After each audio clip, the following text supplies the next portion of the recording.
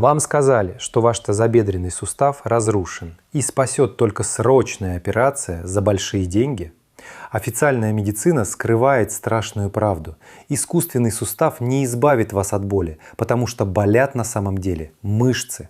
Сегодня мы разоблачим главный обман хирургов и покажем, как спастись от коксартроза без ножа, просто расслабив нужную зону. Добрый день, дорогие друзья! Сегодня хочу вам рассказать про проблемы, которые чаще всего возникают именно в тазобедренном суставе. Почему они возникают? Кстати, на эту тему у меня в школе здоровья есть вебинар. Вы можете по ссылочке под видео пройти на этот вебинар и посмотреть. Там я рассказываю все еще более подробно. Проблема очень простая. То, что в медицине называется артроз тазобедренного сустава или по-другому коксартроз. С чем связано появление коксартроза? Врачи не знают. Сразу говорю. Они сказки какие-нибудь придумают в надежде объяснить, почему возникает коксартроз.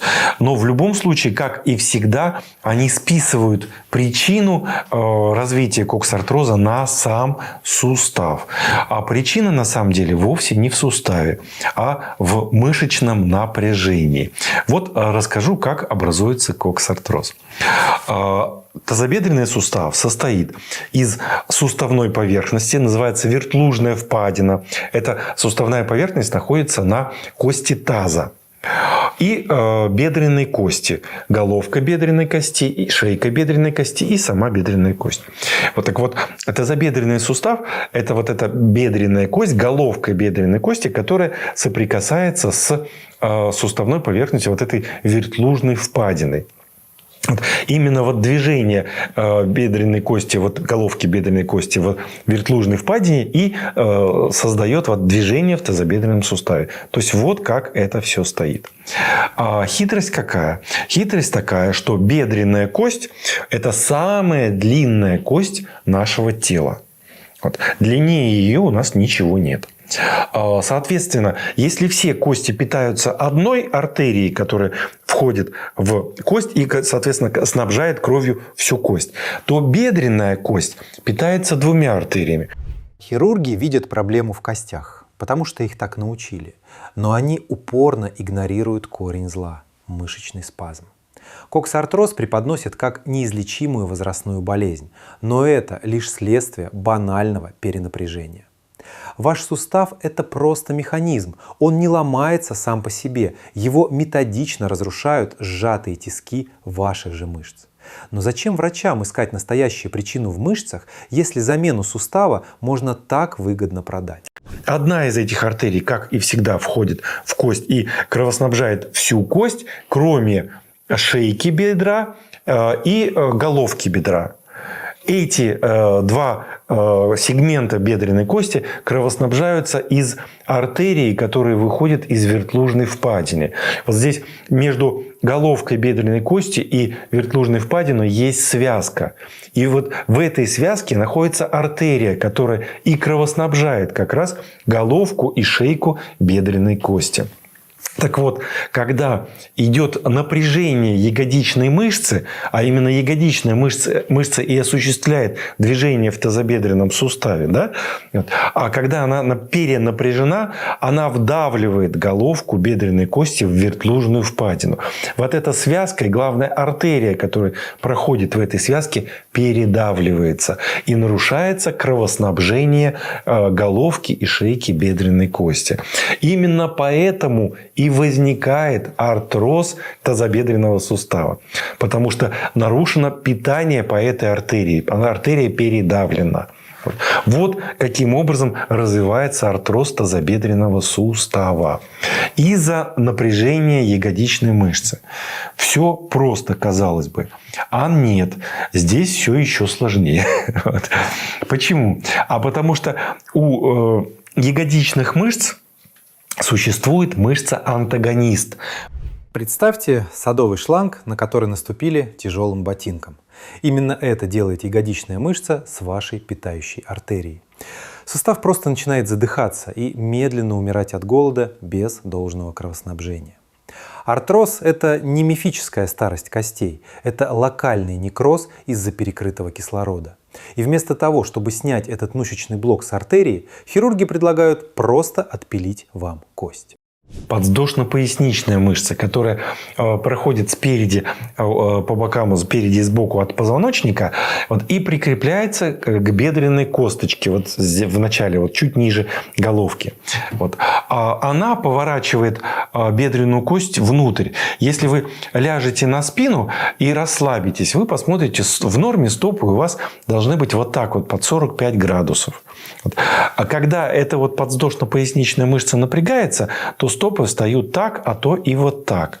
Это как раз показатель перенапряжения этой самой подвздошно-поясничной мышцы. Так вот, поскольку она является антагонистом ягодичной, и ее напряжение провоцирует напряжение ягодичных мышц.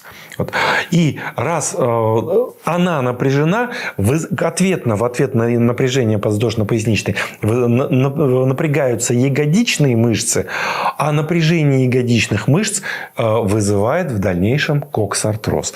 Начинается все с боли в области тазобедренного сустава. Но опять-таки болит не сам сустав, болит эта самая перенапряженная ягодичная мышца. Сустав страдает вторично из-за мышечного напряжения.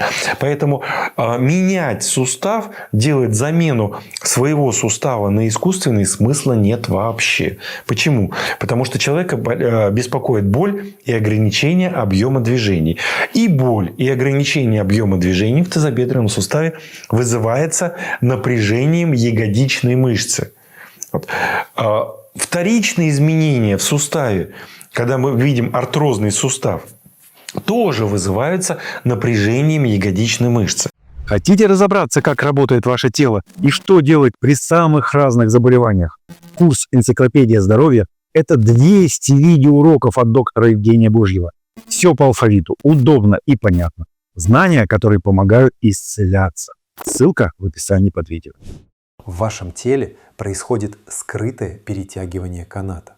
Одна мышца тянет, другая истерично сопротивляется.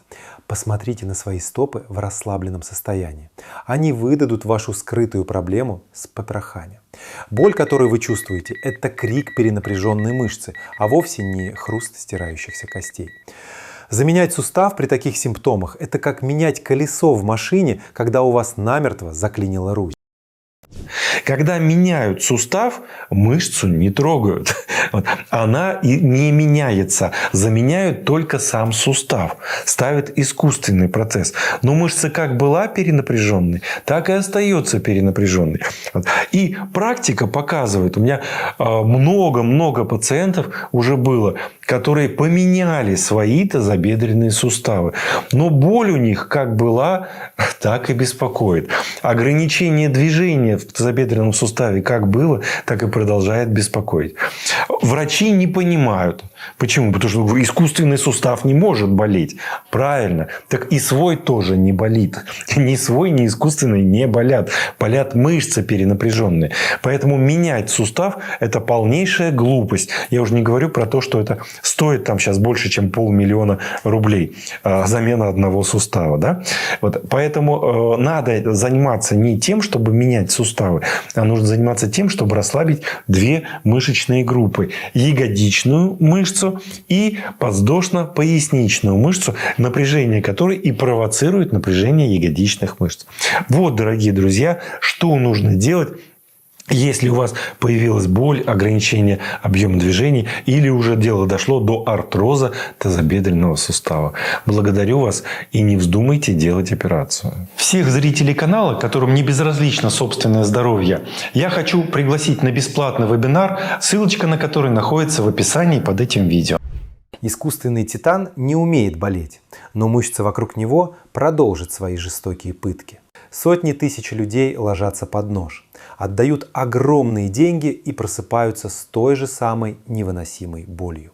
Снимите спазм с мышц-провокаторов, верните питание суставу, и вы заберете свою жизнь обратно из рук системы.